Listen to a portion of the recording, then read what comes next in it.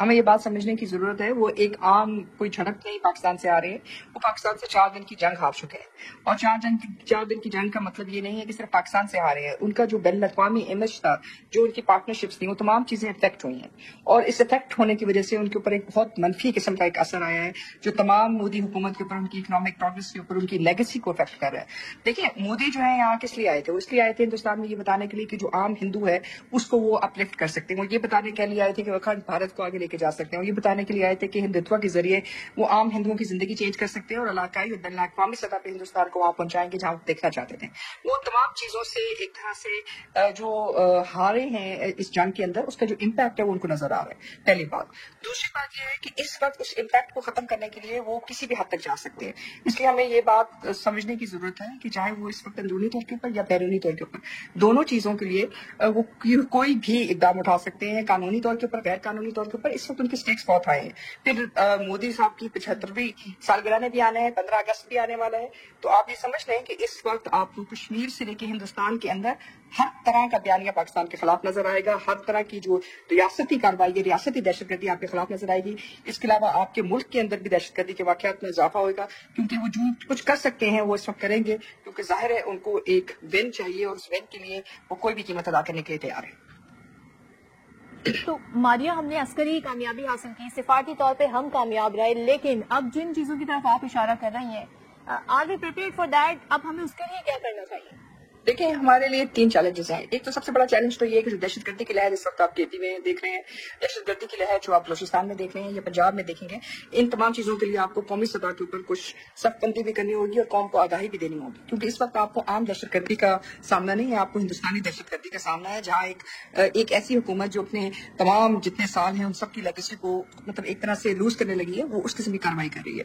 दूसरा जो आपको चैलेंज नजर आ रहा है वो यही है कि जो इस इक्तिसादी जो टर्न ओवर हो रहा है पाकिस्तान की तरफ, वो नहीं चाहेंगे कि पाकिस्तान को इस जो जंग की जो कामयाबी है वो पाकिस्तान के लिए हकीकत बने। तो जाहिर है वो आपके इंटरेस्ट को चाइना में, आपके इंटरेस्ट को सीपैक के ऊपर, आपके इंटरेस्ट को इफेक्ट करेंगे। और तीसरी जो बात है, जाहिर है अंदरूनी तौर के ऊपर भी वो आपके मुल्क के अंदर हर तरह की जो है बयानबाजी भी करेंगे और बैनुल अक़वामी सतह पे भी कानूनी कार्रवाइयां करने की कोशिश करेंगे। और सबसे आखिर में वो मीडिया की जंग कोशिश करें। यही वजह है कि इस वक्त एक झूठा बयानिया, ये जो महदिया प्रोजेक्ट है उसके जरिए जो है वो चलाने की कोशिश कर रहे हैं, ताकि एक अल्टरनेटिव नैरेटिव बने जिसमें शिकस्त फतह उनके हाथ में। डॉक्टर साहब, आप इस पे क्या कमेंट कीजिएगा? मारिया ने कहा कि किसी भी हद तक जा सकते हैं, लीगली, इलीगल, और जाहिर है हम कुछ भी एक्सपेक्ट कर सकते हैं भारत से। फिर उन्होंने कहा कि जाहिर है वो इस सिचुएशन से फायदा उठाएंगे, इतनी आसानी से मोदी सरकार अपनी हार मान जाएगी। बार बार उनका मीडिया भी ये कहता है जी ये सीज फायर है, ये जंग खत्म नहीं हुई है। इससे हम क्या नतीजा अखज़ कर सकते हैं? देखिए, इससे नतीजा हम ये अखज़ कर सकते हैं कि वो उनके पास जवाब नहीं है देने को अपनी आवाम को। पहली बात तो ये है। और दूसरा ये है कि आपको पता है कि भारत एक चीज कहता था कि जनाब हम तो थर्ड पार्टी इन्वॉल्वमेंट को आने होगी नहीं ना भारत और पाकिस्तान के बीच में। और वो आज भी जयशंकर ने पार्लियामेंट में झूठ बोला है। उन्होंने कहा जी कि, और किस तरीके से ट्विस्ट किया, उन्होंने कहा जी पार्लियामेंट में वो ये कह रहे थे कि जनाब ट्रंप की और मोदी की इस दौरान बात ही नहीं हुई 22 अप्रैल से लेकर 10 मई तक। कभी अमेरिका ने नहीं कहा कि बात हुई है। ये वाइस प्रेसिडेंट जेडी वैंस की और मोदी की बात हुई। और मोदी साहब को ये चीज समझनी चाहिए कि आप अपने से एक स्टेप जो लोअर रैंक का बंदा है या जूनियर जो है वाइस प्रेसिडेंट से बात कर रहे हैं, आप प्रेसिडेंट से बात नहीं कर रहे। और वाइस प्रेसिडेंट से बात करके आप डर के बैठ गए।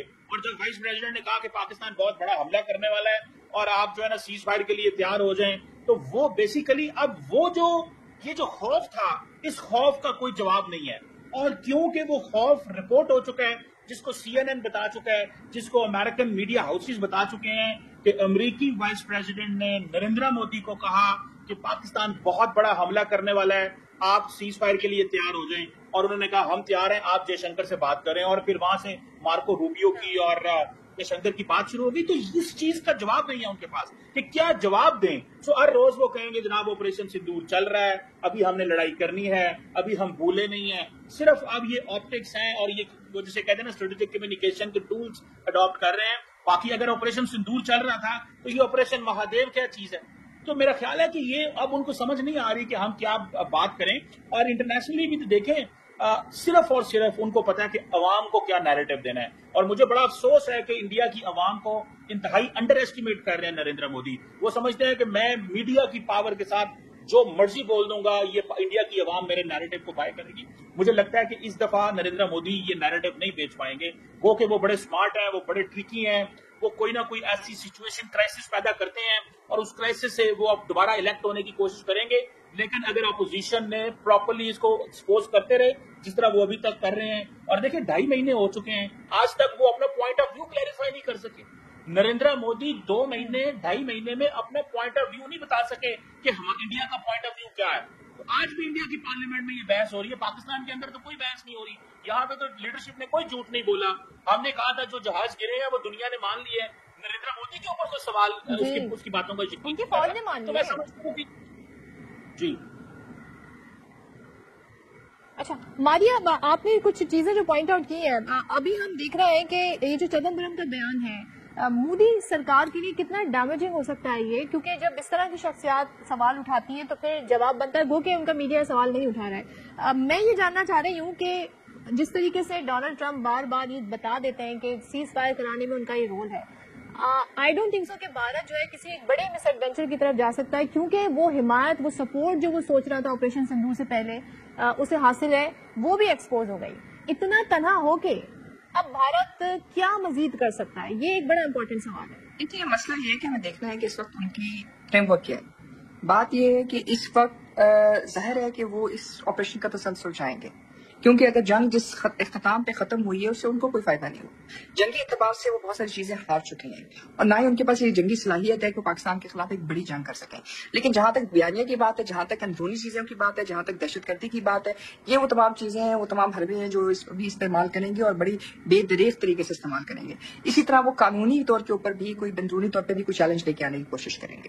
تو یہ ایک جیسے میں نے کہا کوئی لا پاس کر سکتے ہیں, کوئی اور کام کر سکتے ہیں تاکہ وہ اس بات کو بتائیں کہ جو کچھ انہوں نے حاصل کیا ہے وہ سچ مچ وہ حاصل کر چکے ہیں. اس لیے یہ جو آپریشن بھی کر رہی ہے وہ اپنی اندرونی پالیٹکس کے لیے بھی, اور ساتھ ہی ساتھ جو بین الاقوامی بیانیہ ہے ہندوستان کا جو نیریٹو تھا کاؤنٹر ٹیررزم کے اوپر جو پاکستان کے خلاف تھا اس کو تقویت دینے کے لیے. اب اس کی بیسس کے اوپر وہ پاکستان کے خلاف کیا کاروائی کر سکتے ہیں.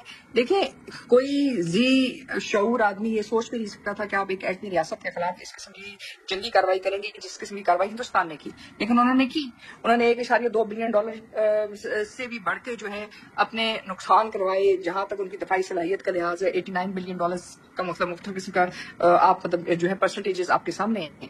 وہ کس بات کی وضاحت کرتی ہے؟ وہ اسی بات کی وضاحت کرتی ہیں کہ آپ ایک ایسی حکومت کے ساتھ ڈیل کر رہے ہیں جو اس وقت ان کا خیال تھا کہ بین الاقوامی دنیا ان کے ساتھ ہے, ان کا خیال تھا امریکہ کے ساتھ ان کے تعلقات اتنے مضبوط ہیں, تمام چیزیں اتنی مضبوط ہیں کہ جو کچھ بھی کریں گے بغیر کسی چیلنج کے آگے جا سکتے ہیں. یہ اس وقت ان کی سٹیکس ہیں, لیگیسی کا ان کا کوشچن ہے, اور اندرونی طور کے اوپر وہ کسی بھی قسم کا ایونٹ کریٹ کر سکتے ہیں جو بیچارے پاکستانی ان کی جیلوں میں ہیں یا ان کی خفیہ ایجنسیوں کے پاس ہے. اگر ان کے خلاف وہ کارروائی کرتے ہیں, ان کو کسی اور منصوبے کے ساتھ منسلک کرتے ہیں, کوئی دہشت گردی کا واقعہ ہندوستان میں کرتے ہیں, ایک اور 9/11 آف ممبئی کرتے ہیں, ممبئی کی طرح کرتے ہیں, یا فالس فلیگ آپریشن کرتے ہیں, تو یہ تمام چیزیں وہ کر سکتے ہیں.